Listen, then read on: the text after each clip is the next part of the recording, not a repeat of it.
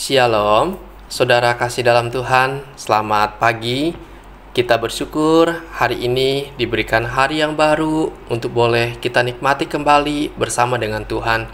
Bertemu kembali dengan saya dalam channel Sate Kristen. Mari saudara, sebelum kita merenungkan firman Tuhan, kita berdoa terlebih dahulu. Bapa di sorga, kami datang pada hari ini mengucap syukur untuk hari yang baru yang Tuhan berikan buat kami. Sungguh besar penyertaan Tuhan di dalam kehidupan kami. Dan mari Tuhan berbicaralah kembali lewat kebenaran firman-Mu kepada setiap kami pada hari ini. Di dalam nama Tuhan Yesus kami berdoa dan kami mengucap syukur. Amin. Saudara, perenungan kita didasari dari Mazmur 37 ayat yang ke-25. Dikatakan, "Dahulu aku muda, sekarang telah menjadi tua, tetapi tidak pernah kulihat orang benar ditinggalkan, atau anak cucunya meminta-minta roti." Saudara, tema kita hari ini ialah Tuhan tidak pernah meninggalkan anak-anaknya. Saudara, melalui ayat yang kita baca ini, kita melihat bagaimana Daud menyaksikan secara pribadi kehidupan dari orang-orang benar atau anak-anak Tuhan. Dia berkata, "Dahulu aku muda, sekarang aku telah menjadi tua. Namun tidak pernah kulihat orang-orang benar ditinggalkan, dibiarkan oleh Allah dan manusia.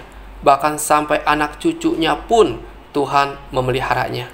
Artinya Daud meneliti, menyelidiki dari kehidupannya sejak dia muda sampai sekarang dia beranjak sudah menjadi tua.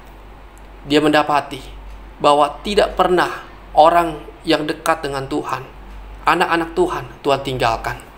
Saudara, kata ditinggalkan mengandung pengertian tidak sampai hidup berkekurangan, tetapi dengan kuasa dan kasih Tuhan Allah memeliharanya, sehingga mereka tidak mendapat celak dan malu oleh karena meminta-minta kepada orang lain.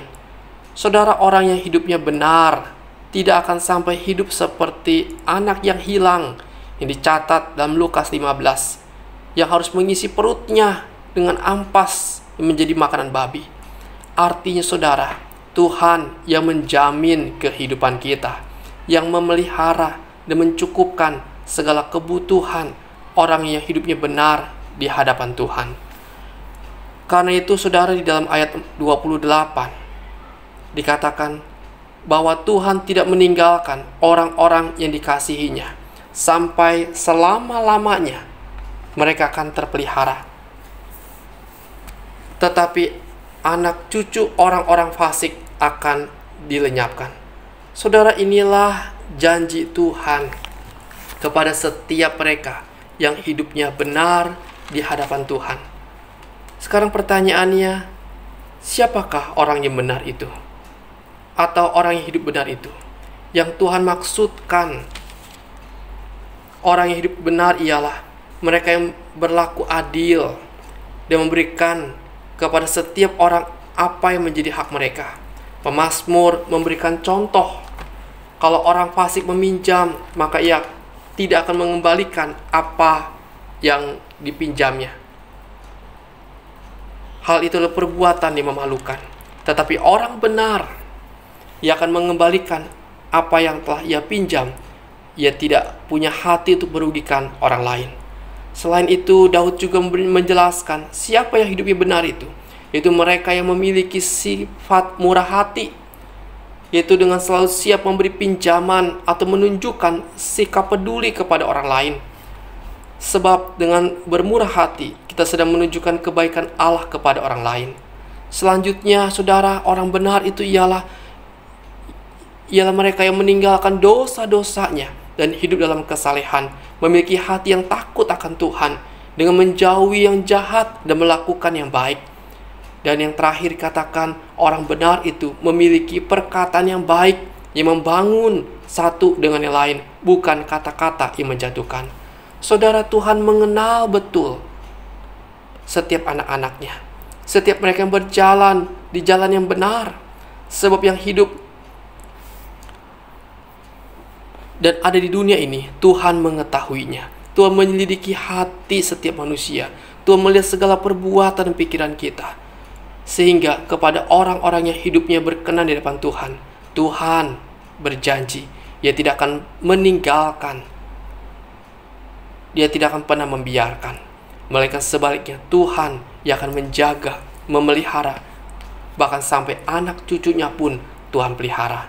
Saudara, janji Tuhan, kalau sampai kita jatuh, takkan sampai kita tergeletak, sebab Tuhan yang menopang kita. Saudara, inilah artinya bahwa hidup orang yang berkenan di depan Tuhan, pasti Tuhan akan berkati, akan Tuhan pelihara. Karena itu mari saudara, kita hidup benar, kita hidup kudus, kita hidup berkenan di hadapan Tuhan. Jangan kita menjadi orang yang fasik, yang menghalalkan segala cara untuk mendapatkan keuntungan, yang hidup di dalam dosa. Tapi mari kita hidup memandang kepada Tuhan dan memiliki hati yang takut akan Tuhan. Kepada orang yang seperti ini, Tuhan tidak akan pernah meninggalkannya. Tuhan akan memeliharanya. Tuhan akan menjaga, bahkan memberkatinya. Saudara, mari kita belajar bersama-sama bahwa Tuhan tidak pernah meninggalkan orang-orang yang hidupnya benar, berkenan di hadapannya. Mari kita belajar untuk hidup kita boleh menyenangkan dan memuliakan nama Tuhan. Kiranya renungan ini boleh memberkati saudara sekalian. Amin. Bapa di sorga, kami mengucap syukur kepadamu. Kasih-Mu Tuhan begitu besar buat kami. Mampukan kami ya Tuhan hidup di tengah-tengah dunia ini, di dunia yang sudah rusak karena dosa, untuk hidup benar, hidup kudus, berkenan di depan Engkau. Kami percaya janji-Mu Tuhan, Engkau memelihara, Engkau memberkati, bahkan Engkau tidak pernah membiarkan, meninggalkan anak-anak-Mu ya Tuhan. Terima kasih Tuhan, terima kasih, kami bersyukur padamu. Pimpinlah sepanjang hari ini kehidupan kami, biar Tuhan menopang, menyertai dan memberkati kami, sebab kami begitu lemah. Tuhan tolong setiap kami. Kami berdoa Tuhan untuk pergumulan sakit penyakit kami yang sedang kami alami. Oh Tuhan, mungkin saudara kami sedang bergumul Tuhan dengan kanker pankreas. Tuhan tolonglah, Kau berikan kesabaran, Kau berikan kekuatan, Engkau berikan pemulihan bahkan kesembuhan daripada Engkau. Tuhan campur tangan. Bagi saudara kami Tuhan yang bergumul dengan sakit daripada kanker paru-parunya, Tuhan juga tolong. Kira Engkau yang berbelas kasihan, Tuhan yang boleh memberikan kesembuhan dan mukjizat-Mu ya Tuhan. Kami mohonkan pertolongan-Mu Tuhan. Bapa, demikian kami berdoa bagi saudara kami sedang sakit ya Tuhan, akan demam berdarah. Tuhan juga tolong, kiranya Tuhan melalui tangan dokter, melalui istirahat, melalui obat-obatan, kuasa Tuhan yang bekerja, Tuhan yang memulihkan. Tuhan, saudara kami sedang diisolasi karena terkena COVID-19. Tuhan tolonglah, Engkau juga Tuhan yang memberikan dia daya tahan tubuh yang baik, memberikan kesehatan dan pemulihan daripada Engkau. Tuhan berbelas kasihanlah, Tuhan tolong. Demikian Tuhan, kami berdoa kepada Engkau bagi saudara kami yang sakit ya Tuhan, akan ada wasir. Oh Tuhan tolong, dia sangat tersiksa ya Tuhan, dia badannya lemas ya Tuhan. Oh Tuhan, jamahlah dengan kuat kuasa-Mu. Tuhan pulihkan dan Tuhan sembuhkan melalui obat yang dia minum, melalui istirahat kuasa Tuhan bekerja. Tuhan tolonglah. Kami juga berdoa Tuhan bagi saudara kami Tuhan sedang sakit ya Tuhan, ada batu empedu. Tuhan juga tolong, Engkau melawat mereka, Engkau boleh menjamah mereka, menyembuhkan dan memberikan kesehatan yang sempurna. Tuhan, Engkau yang begitu baik, kepada Engkau saja kami datang dan berharap. Demikian Tuhan, kami berdoa bagi mereka sedang sakit, patah tulang Tuhan. Oh Tuhan, karena terjatuh Tuhan, sehingga kaki mereka mengalami kepatahan. Tuhan juga tolonglah, Engkau berbelas kasihan, biar Engkau boleh memulihkan keadaannya, menyembuhkan. Tuhan, berbelas kasihanlah, Tuhan tolong. Demikian Tuhan, kami berdoa bagi saudara kami Tuhan yang stroke ya Tuhan, di mana tangan dan kakinya Tuhan masih lemas ya Tuhan. Oh Tuhan tolong, kira Engkau Tuhan boleh menjamah, biar Engkau yang boleh memulihkan, Engkau yang boleh menyembuhkan ya Tuhan, dengan kuasa-Mu yang besar. Tuhan Yesus tolong. Terima kasih Bapa, sungguh kami bawa hidup kami doa kami, pergumulan kami, harapan kami hanya kepada Engkau saja, sebab Engkau penolong hidup kami. Bapa, ini doa kami, di dalam nama Tuhan Yesus, kami berdoa dan kami mengucap syukur. Amin.